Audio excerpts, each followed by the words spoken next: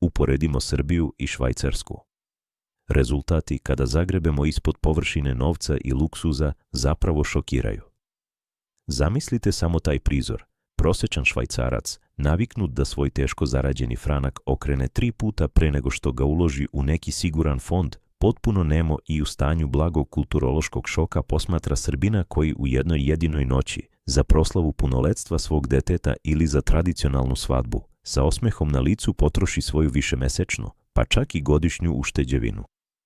Za njih je to vrhunac ekonomske neodgovornosti, znak nerazumnosti i potpunog odsustva planiranja budućnosti.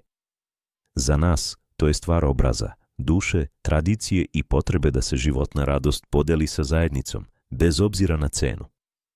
Ovo nije samo priča o novcu, ovo je priča o 2 potpuno suprotstavljena poimanja života. Govorit ćemo o tome zašto naši ljudi, koji decenijama žive u podnožju Alpa i primaju te čuvene švajcarske plate, zapravo nikada tamo ne puste prave korene, već i po 30 godina žive na spakovanim koferima, čekajući neki zamišljeni trenutak povratka. Govorit ćemo o tome zašto uređeno društvo ponekad može biti tamnica za dušu i zašto švajcarski sistem nikada neće moći da razume srpski mentalitet. Ostanite do kraja, jer ćemo razotkriti istine o kojima se u našim dijasporama često ćuti, a koje svi duboko u sebi osjećaju svakog puta kada zaključaju vrata svog besprekorno čistog, ali zastrašujuće praznog švajcarskog stana. Znaš li zašto Švajcarska, ma koliko bila bogata i uređena, potajno, u nekim svojim dubokim društvenim slojevima, zavidi Srbiji na određenim stvarima? Da bismo to razumeli, moramo da stavimo u kontekst šta Švajcarska predstavlja za naš narod. Za generacije naših ljudi, posebno one koji danas imaju između 45 i 65 godina, Švajcarska je oduvek bila mit, obećana zemlja, ultimativni simbol uspeha, sigurnosti i onog čuvenog reda i rada. Odlazak tamo značio je ekonomski spas. Ali, ono što se retko spominje jeste cena tog spasa.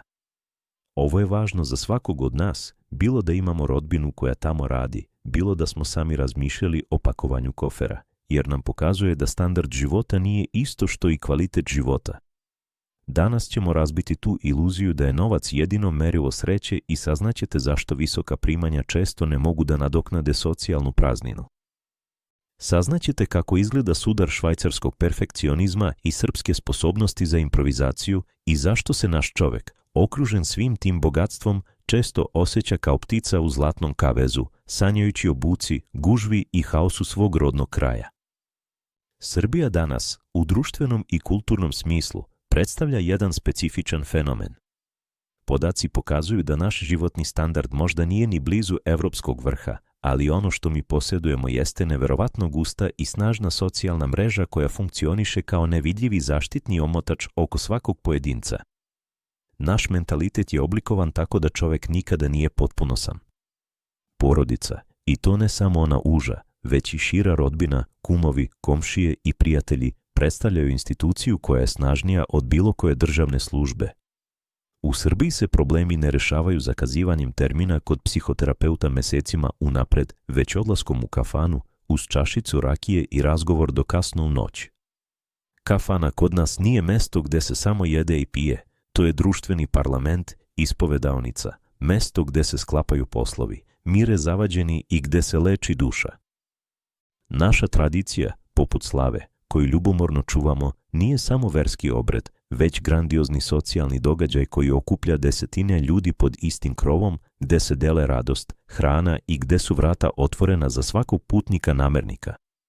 Kod nas, komšija nije samo osoba koja živi pored vas i koju ćete hladno klimnuti glavom u hodniku. Komšija je onaj kome ćete pokucati na vrata u pidžami da pozajmite šoljicu šećera, onaj koji će vam pričuvati decu kada iskrsne problem i onaj koji će, ako čuje muziku iz vašeg stana posle 10 uveče, predoći da vam se pridruži u slavlju nego što će pomisliti da pozove policiju. Naša sposobnost improvizacije, ono čuveno srpsko osnađi se, proizilazi iz decenija života u nepredvidivim okolnostima.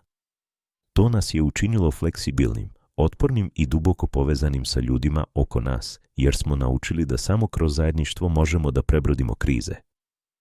Sa druge strane, Švajcarska danas nudi sliku savršenog, gotovo robotizovanog društvenog mehanizma. Švajcarska ima sistem koji radi kao najprecizniji sat. Ulice su besprekorno čiste, vozovi ne kasne ni sekund, administracija je efikasna, a zakoni se poštuju do tančina. Ali taj sistem ima svoju zastrašujuće hladnu stranu.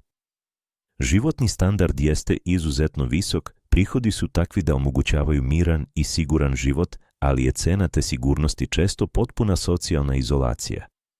Društveni pritisak u Švajcarskoj da se uklopite u kalup savršenog, tihog i nenametljivog građanina je ogroman. Tamo postoje stroga pravila za sve, pa čak i za ono što mi smatramo osnovnom privatnošću.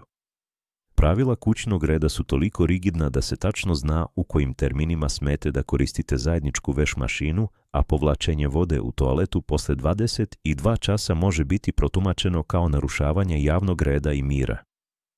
Za Švajcarca, njegov dom je njegova tvrđava, ali tvrđava koja je izolovana od ostatka sveta rovovima nepisanih društvenih distanci. Spontanost tamo gotovo da ne postoji.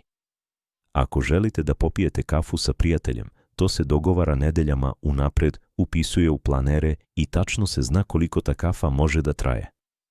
Mentalitet je usmeren na individualni uspeh, na rad, štednju i poštovanje pravila, dok se svako iskakanje iz tog okvira, svaka preterana emocija ili glasnoća posmatraju sa podozrenjem i neodobravanjem. Stari ljudi tamo često žive u savršeno opremljenim domovima, sa vrhunskom medicinskom negom, ali danima ne progovore ni sa kim osim sa osobljem, dok porodice imaju svoje zauzete rasporede. Razlika je ogromna kada direktno uporedimo ova dva sveta. Srbija ima toplinu i haos, Švajcarska ima hladnoću i red. Kada se zapitamo ko je tu u prednosti i ko bolje živi, odgovor zavisi od toga šta smatramo pravim bogatstvom. Švajcarsko društvo stvara materijalnu sigurnost, ali često proizvodi emotivnu prazninu. Naši ljudi u Švajcarskoj to najbolje osjećaju. Oni zarađuju švajcarske plate, voze dobre automobile, ali njihove duše ostaju gladne one srpske spontanosti i pripadnosti. Zato naši ljudi tamo stvaraju najmoćnije i najveće klubove zemljaka u celoj Evropi. Ti klubovi nisu samo mesta za okupljanje. Oni su veštačka pluća preko kojih naš čovek diše srpski vazduh u alpskoj sredini. Tamo se organizuju folklori, tamo se peva turbo minus folk koji možda u domovini ne bi ni slušali, ali tamo im zvuči kao najlepša simfonija jer ih podsjeća na kuću. Švajcarci to često ne razumeju.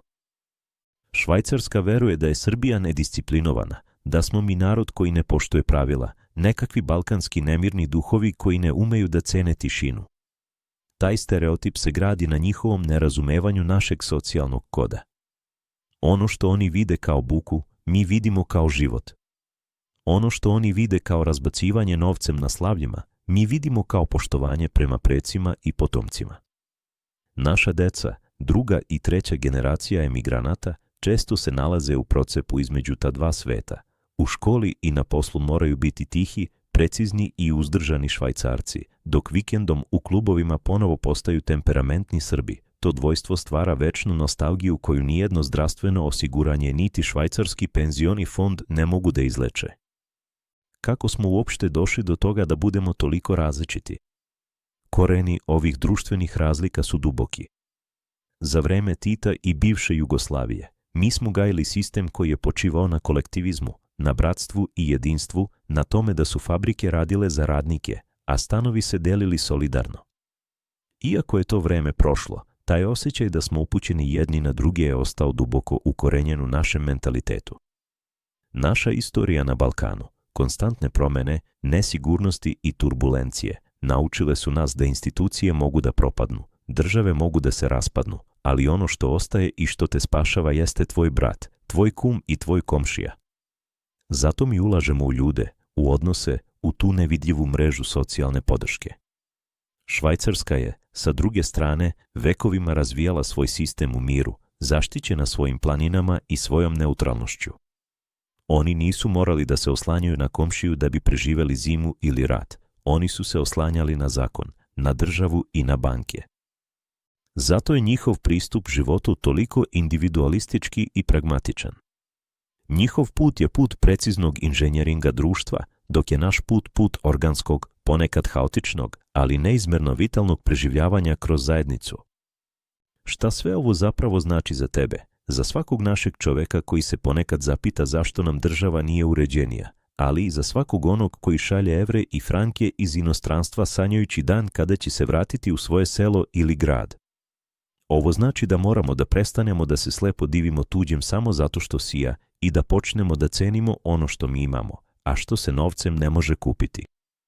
Podaci pokazuju da društva sa visokim stepenom individualizma beleže ogromne stope usamljenosti i depresije. Naš haos ima svoju svrhu. Naša kultura okupljanja, naša hrana koja se uvek sprema u količinama da može da se nahrani i nezvani gost, naše ćaskanje sa prodavačicom u pekari, sve su to sitnice koje čine socijalni lepak jednog zdravog, iako materijalno siromašnijeg društva. Treba da osjećamo ponos zbog naše sposobnosti da zadržimo ljudskost u svetu koji postaje sve više otuđen. Naravno, treba da budemo oprezni i da se trudimo da usvojimo malo te švajcarske radne etike i poštovanja javnog dobra, da nam ulice budu čistije i institucije bolje, ali nikada, baš nikada ne smemo dozvoliti da taj red ubije našu dušu. Svaki put kada ti komšija bane nenajavljen na kafu, nemoj se ljutiti što ti je poremetio planove. Seti se da u Cirihu ljudi plaćaju psihijatre samo da bi ih neko saslušao na pola sata. Naša kultura ima dubinu koju zapadni, visoko uređeni sistemi često posmatraju sa mešavinom nerazumevanja i potajne zavisti, jer duboko u sebi znaju da su izgubili onu iskrenu, sirovu životnu radost koju mi još uvek posedujemo. Na kraju, kada stavimo na vagu srpsko srce i švajcarski sat, šta preteže? Švajcarska nesumnjivo nudi sistem, sigurnost i bogatstvo, ali nudi i društvenu sterilnost koja je za naš temperament potpuno neprirodna. Srbija možda nema savršene puteve i plate, ali ima život koji pulsira na svakom koraku, ima porodicu koja te ne pušta da padneš i ima onu jedinstvenu kulturu deljenja svega, od posljednjeg parčeta hleba do najdublje tuge. Istina je sasvim drugačija od onih stereotipa kojima nas uče. Nisu oni toliko superiorni, niti smo mi toliko zaostali. Mi smo samo izabrali različite valute za koje prodajemo svoje vreme.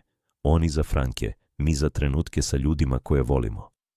I zapamtite ovu činjenicu. Pravo bogatstvo nije kada u banci imaš 1.000.000 franaka koje nemaš sa kim da potrošiš, već kada u nedelju ujutru imaš barem 3 ljudi koje možeš da pozoveš na kafu, a da znaš da će doći sa osmehom. Šta vi mislite o ovome? Da li biste menjali našu duševnu širinu za švajcarski mir i tišinu? Napišite u komentarima šta mislite, jer ova priča se tiče svih nas i našeg mesta u ovom modernom svetu.